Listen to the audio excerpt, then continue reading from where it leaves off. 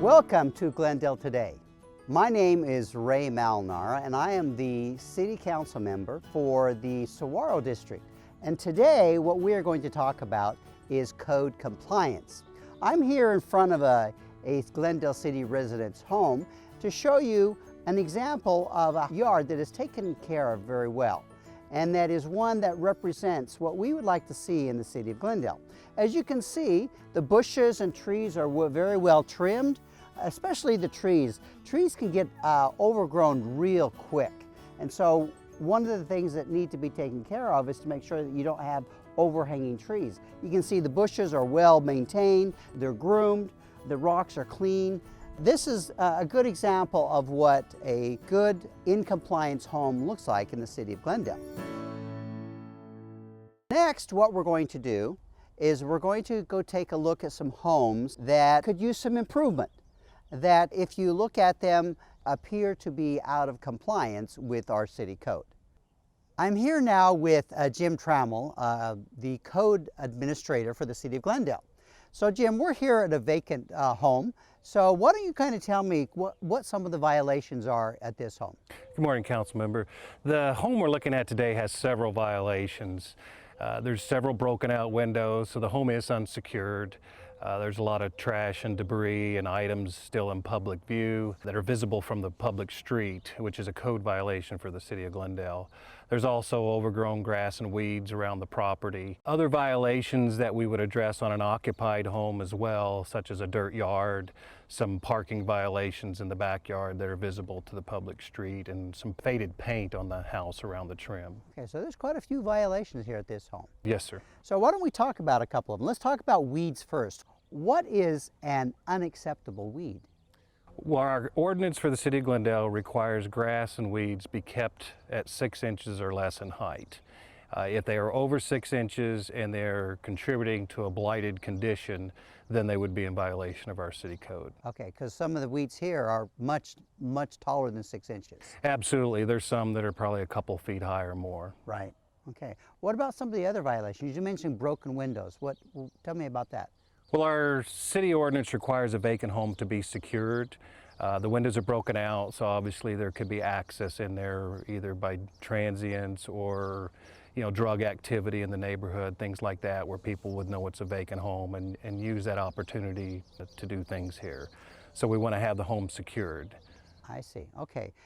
Now also, a lot of people that had questions about when you can see into a backyard such as this one, what is a violation in that sense? Well, this home has a chain link fence that you can see through. So from the public street, you can see the backyard. If it was a wood fence or a block fence and you couldn't see into the backyard, the issues here today wouldn't be a code violation. Our codes typically require it to be visible to public view or from the public street or sidewalk. In this case, we have vehicles parked in the backyard, which is allowed, except that you can see them and they're parked on an unimproved surface. They're parked on a dirt backyard.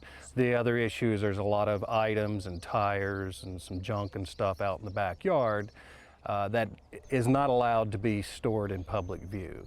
If it were out in the front yard at a typical home, then that would be a code violation because you can see it from the street. In this case, because you can see through the fence, you can see it all in the backyard. And that contributes to blight in the neighborhood. Right. Tell me a little bit more about this parking situation. What's really allowed as front parking? What is allowed and what's not allowed? Parking ordinances are regulated by the zoning ordinance, and zoning is a land use issue. In Glendale, under the current zoning ordinance, there's an allowed parking area depending on the zoning district, and they vary from district to district. But in general, you're allowed to park between your garage or carport and the street. And in most zoning districts, you're allowed up to a 30-foot wide parking area. Parking out into the front yard or outside the allowed area is not allowed. Now, there are some cases in older homes where driveways were put in before this current zoning ordinance went into effect back in 1993. So you might see a second driveway on the other side of the house, which technically is in the front yard, but they would have what's called legal non-conforming use rights or grandfather rights to continue parking there because it was prior to the current ordinance. Okay, very good. Now, since this is a vacant home, let's talk a little bit about what happens if transients, for example, move into here, and what can the neighborhood do to help alleviate that? They should call the police as soon as they see this activity. The police can address the issue as a trespassing issue. If they can track an owner down, they can have them sign a trespass authorization letter so that if they catch people here trespassing, they can arrest them. Oh, I see. So they could, that way they can take care of them and not allow some of these things to happen. That's correct. Okay. Anything else here that you see that we want to talk about? You know, there is a couch sitting out in the front yard. Ah, yes. That is considered indoor furniture. And as far as items being stored in public view, our code does not allow indoor furniture to be visible to public view. In this case, I think somebody just dumped it off on the property because it's been vacant. And that does contribute. When a home sits vacant for a while and has violations, then people might start dumping stuff there, and we've had that happen. In this case, you know, we would follow through and get that stuff removed. Excellent. Well, very good. This has been really a good example of what not to allow to happen in your yard. So again, what we're hoping to do today is educate the public on what's acceptable, what's not acceptable, in order to make Glendale just a better place to live. That's correct. And we would ask that citizens call us if they have a property like this in their neighborhood. First of all, they shouldn't have to look at this. It does bring down property values and can contribute to criminal activity as well. Right. Very good. Well, Jim, thank you very much for being here today on the show. I appreciate your input and the good work you're doing here in the city of Glendale. Thank you. You're very welcome. And next, we're going to be speaking with Tim Bowling, who will talk a little bit more about code compliance in the city of Glendale. So we'll see you in a few minutes.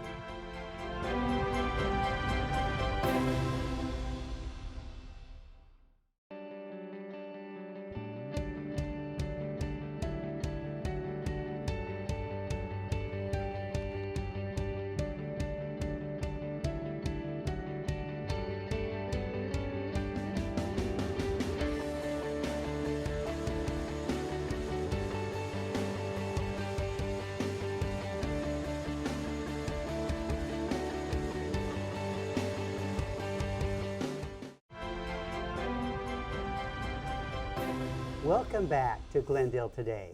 I am Councilmember Ray Malnar of the Sahuaro District, and on today's show we are talking about code compliance.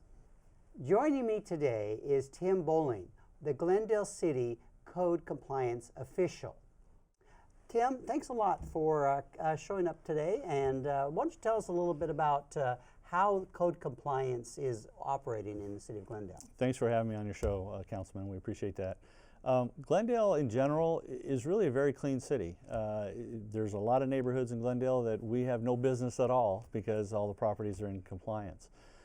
There are a few properties or a few neighborhoods though that we do spend some time in. We process about 7,000 cases a year. So, you know, we do have some cases, we do keep busy. But in general, Glendale's very clean. Oh, that's really good to hear. So why don't you start off by telling our viewers exactly what happens when a complaint comes into your office? We get a complaint that comes in either on the email or on the phone line, and our staff enter the case into the system, and then within 48 hours we are out to inspect the property. So an inspector will go out, take a look at the property.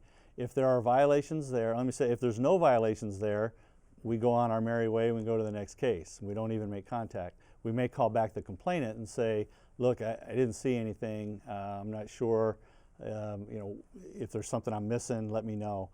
So we will get back with the complainant.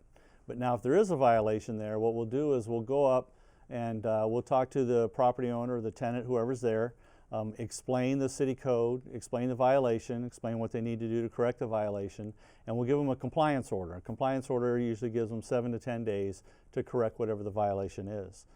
If we come back after those 7 to 10 days and the violation's still there, then we give them a final notice. Final notice gives them another 7 to 10 days to take care of it. And again, we treat this as an educational opportunity. Right. We really want to educate people what the codes are. A lot of people aren't aware that city codes exist that you know, govern how you maintain your property. And then if we come back after the final notice, unfortunately, if the violation's still there, we try to find out why. But if they're just not willing to correct the violations, then we issue a civil citation. Oh, okay, very good. Well, how important is it that the citizens follow up with concerns they have in their neighborhood by calling into your office? You know, it's really critical. We would like to have enough staff and resources to go up and down every street and pick up the violations our own, but we just don't. Scarce resources across the city, not just in our area, but everywhere. So what we do right now is we rely on people to call in complaints. And some of them get more severe before they call in. They really fester, and by the time they call in, they're really annoyed and irritated. Why hasn't something happened? And the reality of it is that it just hasn't been brought to our attention yet. So what I would do is encourage residents that when there is a violation in your neighborhood, especially on a vacant property where there could be some health and safety hazards, or it could be something that could really get worse quickly, please call those in to us so we get started on them right away. Yeah, and one thing to note, on a vacant property, if you have a house and the busted windows or the doors open and the weeds are real high, there's a state statute that requires that we give the property owner a minimum of 30 days notice before we can do anything on the property. So we want those 30 days to start clicking as soon as possible. So bring it to our attention as soon as possible and let us handle it. One quick note on that, when they do bring it to our attention, the complainant information is not revealed. It's anonymous and it's held, even when somebody does a public records request, we are not required to provide that information. That's very good to know. Very important for the citizens to understand that. Well, very good. You know, recently, item of special interest, I requested a review of our current city compliance code. So how's that process working? That's going to be a lengthy process. It's going to take a little bit of time, but it's always good to kind of go back, you know, call a timeout, look at our codes, make sure that they're meeting the needs of what the city council and what our residents are really looking for. You know, residents really care about their neighborhoods staying in good condition, maintaining their property values. So we want to make sure that our codes are adequately applying into those neighborhoods that meet that need. So right now we're reviewing some codes. Of course, there's a variety of city codes that involve several people. So Public Works is involved, the police department's involved, and of course we have lawyers involved. So it's not going to turn around immediately, but over the next couple of years, we'll review the codes and we'll make the changes that'll make us better in Glendale. Great. You know, now we're in the heat of the summer, literally. Next week, some very high temperatures coming. Can you tell us exactly how a pool can be in violation? Oddly enough, some of the small kiddie pools that you see in the front yards, if they can hold 18 inches of water, they're going to be in violation. 18 inches of water is enough for a small child to fall into and drown. So it's really a health and safety hazard. Any pool or any item that holds water, if it can hold 18 inches or more, then it needs to be behind a fence or in the house. It needs to be in a secure area where no front anybody yard can get pools to it. At all. If it'll hold 18 inches of water, like most of the ones will, then that's a violation. They need to be behind the fence. Good. In the backyard. So just to protect the public from accident. Yeah, absolutely. A small child wanders up into the front yard, falls into that pool, they can drown very easily. It happens. Excellent. Well, why don't you tell us about running a business out of a residence? You know, I get complaints occasionally into my office that people are running a business, you know, and I know there's a process and that running a business is acceptable within the city, but why don't you tell us a little bit about some of the problems with running a business that impact code? Having a home occupation is part of the zoning ordinance, which we also enforce. And the rules are set in place so that basically if your neighbor was running a business out of their home, you wouldn't be able to tell as their neighbor. You know, it's really like no excessive traffic, no signage, no employees coming to the property, those types of things. So basically, if they do some type of office function, and right now there's a lot of things you can do over the computer that don't require you to be somewhere else to operate your business, and those are fine. But basically, you shouldn't be able to tell that there's a business being run from that property. Okay, so if you know it's a business, then it might have some issues with code compliance. Yeah, if they are running a business and part of it takes place outside, like auto repair, for example, If you're doing auto repair out in your front driveway or in your garage and it's open, that's a pretty obvious violation. Okay. Now, you know, you got to keep in mind there's a lot of shade tree mechanics that fix their brother's car, fix their sister's car. That's not going to be a violation, you know, if they're fixing a family member's car over the weekend. Right. But, you know, if they're doing it for a business, they're exchanging money or goods and services, then it's going to be a violation in a residential neighborhood. Excellent. Well, I know most of code compliance is to try to keep the city looking good, but I know there's also many code ordinances that have to do with safety. For example, refrigerators. Right. Why don't you tell us about what our ordinance is regarding refrigerators in the city? Yeah, if you have a refrigerator that's over 1.5 cubic feet, which that's just a small one, that's, Right. if anything bigger than that, it cannot be accessible. So again, it can't be in the front, can't be in a carport that's accessible, anything like that. It's got to be locked in the backyard or inside the house, or it has to be face down. So for Right. example, if you're setting one out to get picked up Should from a face company, down. it needs to be face down, or you need to put something around it and lock it. Okay. Until it gets picked up, just as a safety hazard. You don't want a kid get into a refrigerator. Exactly. Yeah, because those seal from the outside. Okay. Can you tell us about vacant lots? You know, we have vacant homes, but we also have some vacant lots that probably you have issues with occasionally with code compliance. Can you tell us about that? Yeah, we do. Unfortunately, some people see a vacant lot and they think, "Oh, easy dumping ground," and that's you know, it's not okay. If they are seen dumping, the police department will catch them and write them a ticket. So it falls under the legal dumping to start with. Okay. But some of the vacant lots, they'll end up getting some construction material on them, and of course the weeds will grow high, and we do hold them responsible. It falls under the same state statute that we have to give them 30 days Right. in order to clean it up, but we will pursue vacant lots. Now the owners are responsible for maintaining those vacant lots in an acceptable manner. Oh, okay.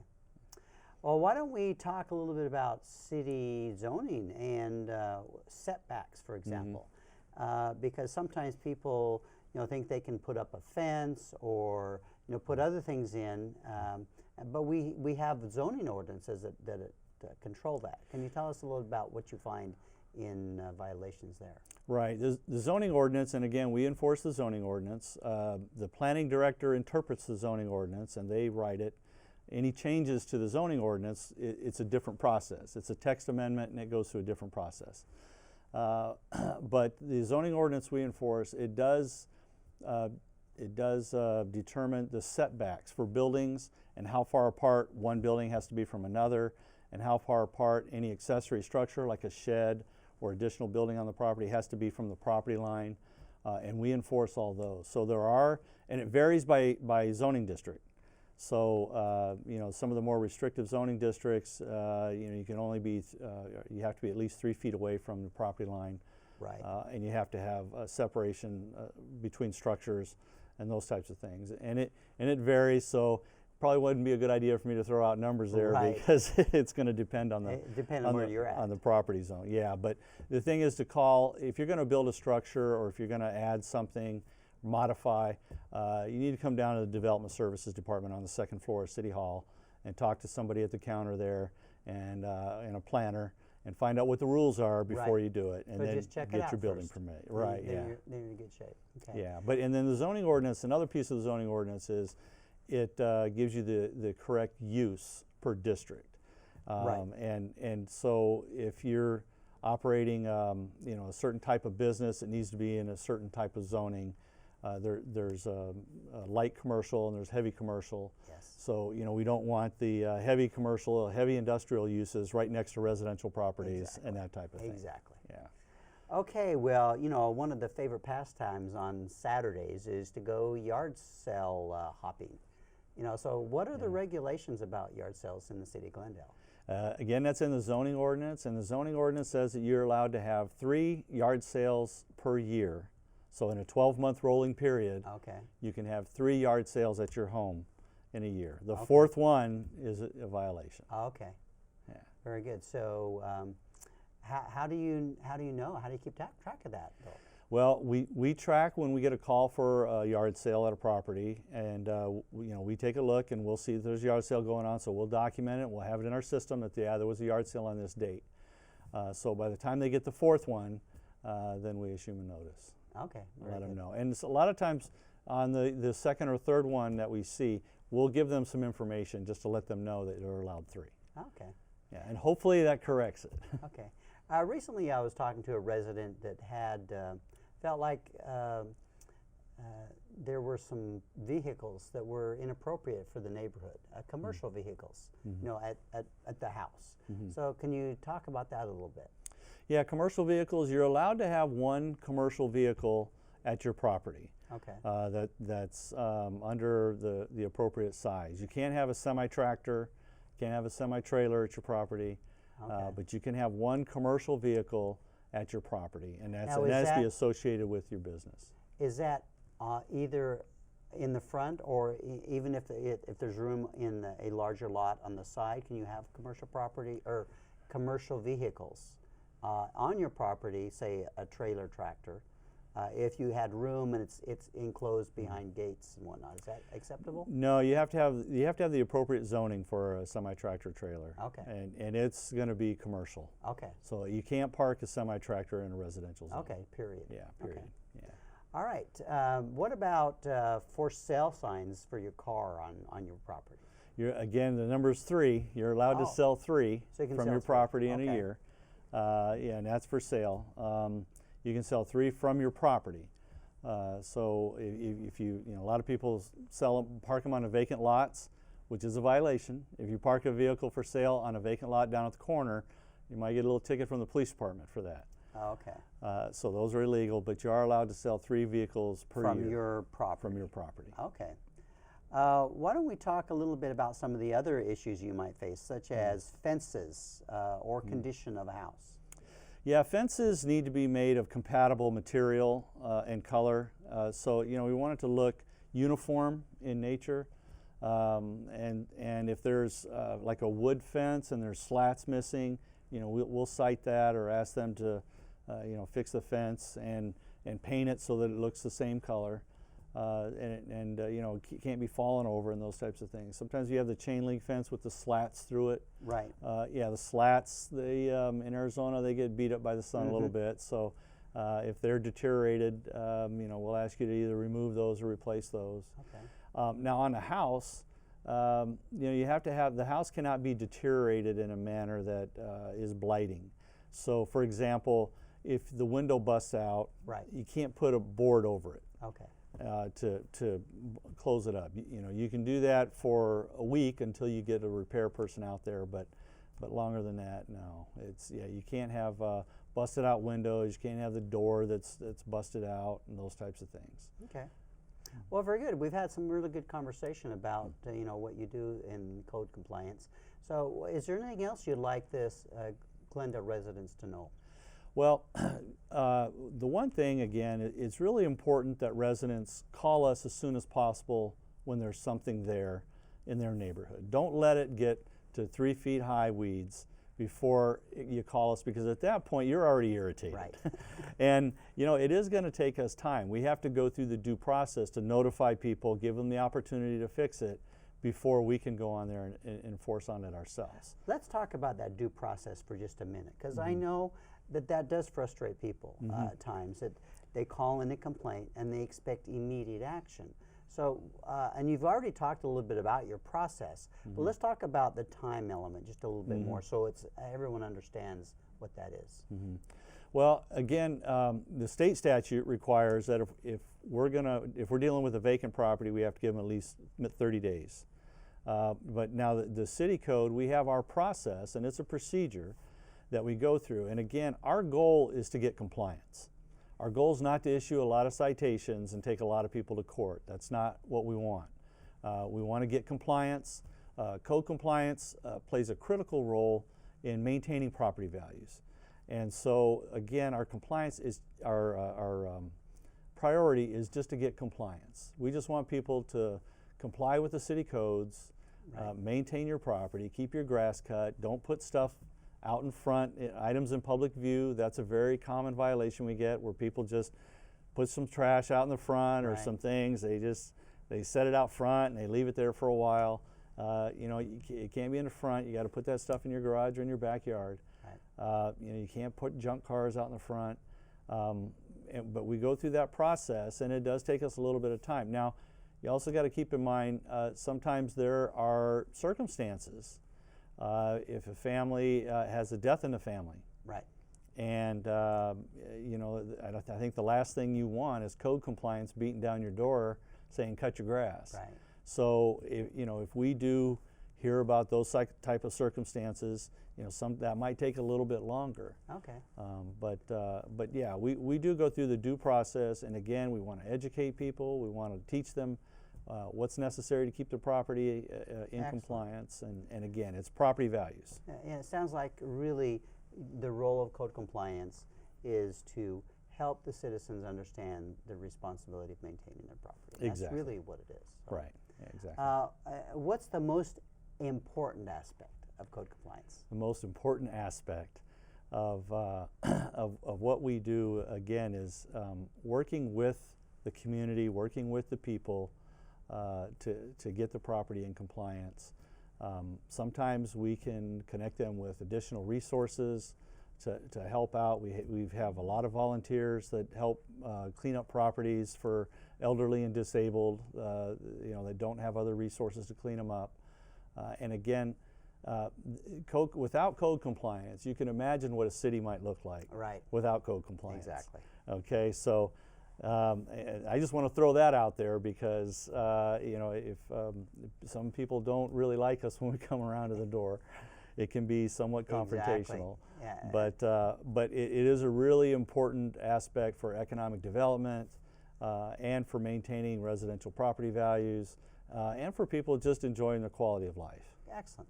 Well, Tim, I really want to thank you and the rest of Code Compliance for all the great work that you do in helping keep Glendale beautiful. Again, just thank you very much for being here. Thank you for having me, Councilman. Thank you for joining us today to learn about the city's Code Compliance Division. We should all work together to be good neighbors to make Glendale a beautiful city to live and work in. Please do your part. I hope you'll find this information helpful. If you'd like to call in a code complaint, please contact the Code Compliance Office. I am Councilmember Ray Malnar, and we'll see you next time on Glendale Today.